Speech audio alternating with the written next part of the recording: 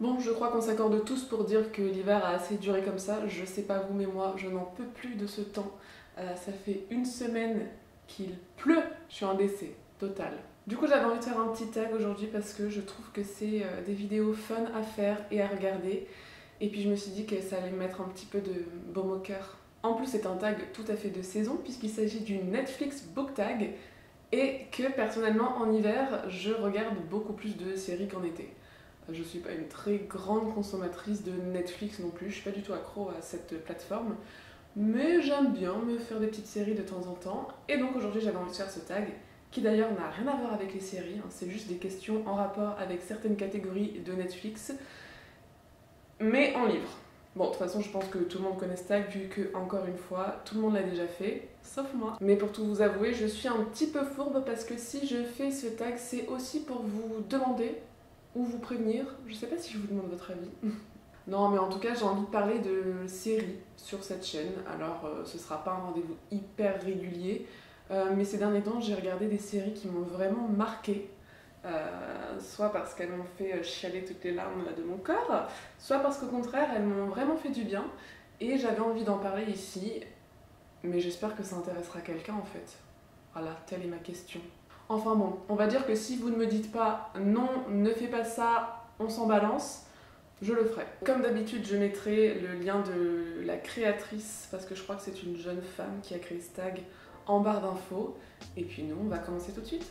La première catégorie, c'est vu récemment, et pour ça, on doit parler du dernier livre qu'on a lu. Le dernier livre que j'ai lu n'est autre que le très célèbre Only Ever Yours de Louise O'Neill, qui est une dystopie féministe qui est vraiment extrêmement connue sur Booktube, tant sur le Booktube francophone qu'anglophone d'ailleurs, et qui a fait un tabac il y a quelques années. Louise O'Neill, on en parle tout le temps. Ça a été un gros flop pour moi. Et d'ailleurs, j'ai filmé une vidéo sur ce livre hier, mais elle est tellement longue que je vais d'abord poster celle-là.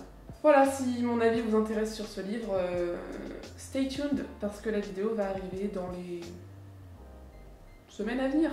C'est pas un mauvais livre, cela dit, hein. C'est juste que moi, ça l'a... Non, ça l'a pas trop fait. J'ai vu beaucoup de défauts en fait, c'est ça le truc. Ça m'a un petit peu gâché ma lecture. Deuxième catégorie, parce que vous avez regardé 3 petits points. Et là, il faut présenter une recommandation qu'on m'a faite à partir de livres que j'ai déjà aimés. Je n'ai pas le livre en ma possession parce que je l'ai commandé et ça se trouve il est déjà dans ma boîte aux lettres alors qu'il est, faudrait que j'aille voir. Mais l'un d'entre vous m'a recommandé sous une de mes dernières vidéos On a Sunbeam de Tillie Walden, qui a d'ailleurs été traduit en français il y a quelques semaines sous le titre de Dans un rayon de soleil, je crois. Tillie Walden, c'est l'autrice qui a fait Spinning, elle a écrit plein de trucs, mais On a Sunbeam, apparemment c'est un space opéra queer, voilà, c'est tout ce que je sais. Space opéra, queer, moi j'achète. Et merci pour cette recommandation d'ailleurs parce que j'ai trop hâte de le lire. Ajout récent, le dernier livre que tu as acheté. Encore une fois, je suis vraiment victime de la mode parce que j'ai acheté dans la semaine Nevermore, le premier tome de Jessica Townsend qui s'appelle Les défis de Morrigan Crow. J'aime beaucoup, c'est l'histoire d'une petite fille qui est maudite et qui est censée mourir le jour de son 11e anniversaire. Et voilà, je n'en dis pas plus. C'est très sympa et d'ailleurs c'est le premier livre que j'achète depuis le mois d'octobre. Donc c'est ouf quand même. Hein. Catégorie les plus gros succès sur Netflix. Et pour ça il faut présenter un livre lu et un livre non lu dont tout le monde parle. J'ai lu Les fiancés de l'hiver de Christelle Labosse et j'ai aussi lu le 2e tome. J'ai vu ceux qui sont sortis en poche quoi. D'ailleurs si Folio pouvait se dépêcher de sortir le 3e parce que j'aime beaucoup cette saga et j'aimerais bien savoir ce qui se passe. Mais je vais pas l'acheter en grand format, ça c'est sûr. Au cas où vous auriez raté un épisode, voire même une saison tout entière, Les fiancés de l'hiver, ça raconte l'histoire d'Ophélie qui vit sur une arche. Qu'est-ce qu'une arche, vous allez me dire? Disons que la Terre telle qu'on la connaît a été fragmentée en plusieurs arches qui volent comme ça dans le ciel. Ophélie vit sur une certaine arche et elle est promise à un homme plutôt taciturne et pas très sympathique qui vit sur l'arche la plus hostile qui soit, en tout cas d'après moi. Je pense que vous me connaissez un peu, moi j'aime le soleil, la chaleur, et il se trouve que le gars en question vit sur... ça s'appelle le pôle, voilà. Donc il fait froid, il y a du vent, de la glace, un vrai cauchemar quoi. C'est un roman qui est bourré de mystères et de rebondissements, c'est un petit peu lent par moments, mais je sais pas, je trouve que ça se lit hyper bien. Que moi ça m'a vraiment happé, j'aime beaucoup l'univers. j'aime bien les personnages et j'ai vraiment hâte de savoir ce qui se passe. Et là je vais peut-être me faire lyncher, mais un livre que je n'ai pas lu et qui ne m'intéresse pas, je mens un peu quand je dis que je l'ai pas lu parce que j'ai essayé de le lire quand j'étais peut-être au collège. À la croisée des mondes de Philippe Pullman.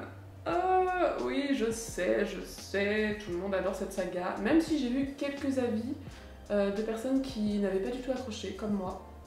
Enfin, comme moi à l'époque, du coup. Je n'ai pas envie de retenter à la croisée des mondes, j'ai pas envie de lire La Belle Sauvage. Ça ne m'intéresse pas. Sorry. Comédie, un livre drôle. J'ai beau regarder ma bibliothèque, je vois pas ce qu'il y a de drôle, à part Harry Potter. J'ai commencé à relire Harry Potter donc le 1er septembre pour le Pumpkin Autumn Challenge et du coup j'ai lu les 5 premiers tomes et à chaque fois, mais genre je rigole quand je lis ce livre, même si y a des moments tragiques bien sûr, mais je trouve que J.K. Rowling est vraiment fun, j'adore son humour hyper cynique, sarcastique, j'adore. Animation, un livre avec des dessins sur la couverture. Bon là je me suis dit qu'il était peut-être temps de vous présenter un livre qui était quand même dans le décor de toutes mes premières vidéos avant que je déménage. Patience, quand même. J'en ai jamais parlé alors qu'on me voit dans peut-être 20 vidéos. C'est de Daniel Cloves et c'est un roman graphique qui parle d'un gars dont la femme, Patience, se fait tuer. Et alors je sais plus comment, mais il retourne dans le futur pour chercher l'assassin de sa femme et il se passe plein de trucs. Vous savez quoi, c'est les histoires de retour dans le futur. Si vous avez vu Retour vers le futur, si vous avez lu Le Voyageur imprudent et plein d'autres romans qui parlent de ça, vous savez que essayer de changer le cours des choses, c'est une très mauvaise idée. Ouais, en tout cas, j'ai trouvé que c'était une histoire assez intelligente, assez bien faite. Et j'avais beaucoup aimé à l'époque où je l'avais lu. Et j'aimerais bien lire d'autres œuvres de Daniel Cloves d'ailleurs. Voilà! Drame. Pour cette catégorie, il faut présenter un drama king ou une drama queen de la littérature. J'ai envie de vous parler du personnage principal de La fille du train de Paula Hawkins que j'ai lu en été il y a peut-être 2-3 ans, enfin à sa sortie. Alors déjà qui a fait un gros flop pour moi parce que j'ai deviné la fin à la moitié. La fille du train, ça raconte l'histoire d'une nana, donc le personnage principal, qui je trouve est une drama queen, qui prend le train tous les jours pour aller au travail. Elle n'a plus de travail parce qu'elle est alcoolique et elle s'est fait virer, mais elle fait genre elle va au travail quand même parce qu'elle a une colocataire et qu'elle lui ment. Quand elle va au travail en train, elle s'arrête à chaque fois devant un passage à niveau, je pense, ou un truc comme ça, et elle regarde toujours dans la même maison dans laquelle vit un couple qui est en apparence parfait. Et un jour, elle voit au journal que la nana de ce couple s'est fait assassiner. Voilà, il se passe plein de trucs, elle va rencontrer le psy de cette femme qui s'est fait assassiner, elle va rencontrer le mari de cette femme, et elle a elle-même des problèmes avec son ex-mari qui l'a quittée parce qu'elle était alcoolique, et parce qu'elle n'arrivait pas à avoir d'enfants, blablabla. J'ai rarement vu un personnage que j'avais envie de baffer à ce point. Je sais que c'est méchant, mais elle était juste insupportable en fait. Elle prend toutes les pires décisions et elle fait des trucs débiles. Elle ne voit pas clair dans le jeu des gens, alors que toi en tant qu'acteur, t'as senti le truc à 10 000 km, ou peut-être que j'ai un radar à enfoirer, je sais pas. Sûrement. J'aurais dit que j'ai trouvé que c'était une grosse drama queen qui se plaignait tout le temps, qui... non, je ne pouvais pas la blairer, cette meuf. Donc voilà pourquoi j'ai pas aimé ce livre. Déjà pour ce personnage insupportable, et de deux parce que, je sais pas, tout le monde a encensé ce thriller, et j'ai deviné à la moitié quoi. Revoir une saga qu'on aimerait relire. Donc comme je vous l'ai dit, en ce moment je suis en train de relire Harry Potter, enfin je prends mon temps, je les lis pas tous back to back. Mais par contre, il y a une trilogie chouchou que j'ai déjà présentée sur ma chaîne, c'est La Quête des Willan, Les Mondes des Willan et Le Pacte des Marchambres, que j'ai relu tellement de fois dans ma vie parce que j'ai découvert cette saga, je devais avoir 13 ans, donc j'ai eu le temps de les relire plein de fois, mais là ça doit faire 4-5 ans que je les ai pas relus et ça me manque, et j'y pense pratiquement tous les jours en fait, j'ai ce manque et il faut que je les relise. Donc je pense que quand j'aurai fini de relire Harry Potter, je me remettrai à toute la saga Emilan et Lana parce que ça me manque trop et j'adore. Documentaire de la non-fiction qu'on recommanderait à tout le monde. Alors de la non-fiction, malheureusement j'en ai pas énormément. Je sais que quand je commence un livre de non-fiction, genre je vais lire 3 pages, je vais le poser et même si c'est intéressant, je vais plus jamais le toucher. Et en ce moment je suis en train de lire Une chambre à soi de Virginia Woolf, qui est quand même l'œuvre de non-fiction féministe la plus connue je pense, que j'aime beaucoup d'ailleurs et c'est très court donc ça va, mais voilà, je picore vraiment au fur et à mesure. Par contre pour ma première année de master, j'ai bossé sur une œuvre de non-fiction, alors qui n'est pas traduite en français du coup, et qui s'appelle 60 Degrees North. C'est de Malaki Talak qui est un journaliste qui vient des Shetland, et ce livre de non-fiction parle de cet homme qui a fait le tour du 60e parallèle et qui est allé à la rencontre des peuples qui vivent sur ce 60e parallèle, donc dans les pays traversés par ce parallèle, c'est-à-dire le Canada, le Groenland, la Finlande, la Suède, la Norvège, l'Alaska, la Russie, à la rencontre de ces peuples donc pour voir comment ils vivent, quel est leur rapport à la terre, leur rapport à la nature, la notion de home, qu'est-ce que c'est, et c'était hyper intéressant. Je me suis reconnue dans quelques-uns des témoignages. Je sais pas trop comment expliquer, mais d'une certaine manière ça a vraiment fait écho en moi et je sais pas, je suis tellement attachée à ma terre natale, mais rien d'y penser ça m'émeut. C'était vraiment très intéressant, notamment la partie sur le Canada parle beaucoup de la déportation des personnes natives du Canada dans des réserves. Au niveau du Groenland aussi, on parle beaucoup des Vikings. Franchement, c'était cool. J'ai beaucoup aimé ce livre. Action et aventure, un roman bourré d'action et d'aventure. Pour ça, j'ai Personne ne gagne de Jack Black, dont j'avais entendu parler grâce à Lemon June, qui en a fait une vidéo et qui avait adoré. Et ça a été aussi le cas pour moi. Ce livre est génial. Il raconte l'histoire d'un homme qui a vécu dans les années...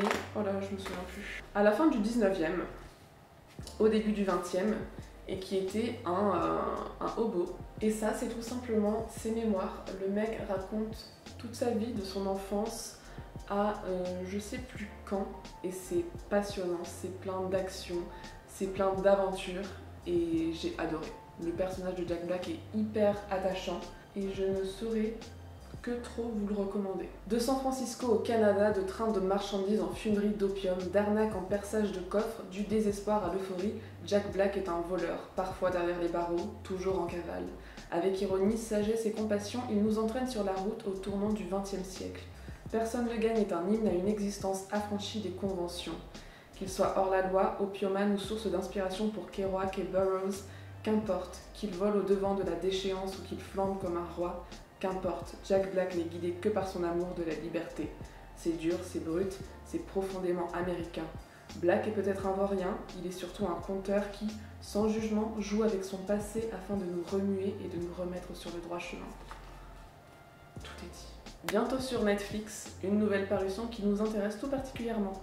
Pour cette catégorie, je dois dire que j'ai vraiment très envie de découvrir Vicious de V.E. Schwab qui vient de sortir aux éditions Lumen. En fait, je me sens tellement à la ramasse de ne jamais avoir lu un seul roman de cette autrice que je me dis que là, il faut vraiment que je tente.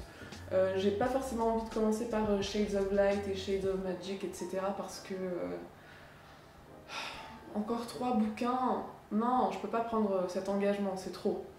Par contre, Vicious, il n'y a qu'un tome sorti en France, il n'y en a que 2 en anglais, donc je me dis pourquoi pas, je sais que tout le monde adore ce roman. Ça parle de super-héros, de méchants, de pouvoir et de lutte entre le bien et le mal. Mais non, je crois que justement le truc c'est que le bien et le mal sont pas facilement dissociables.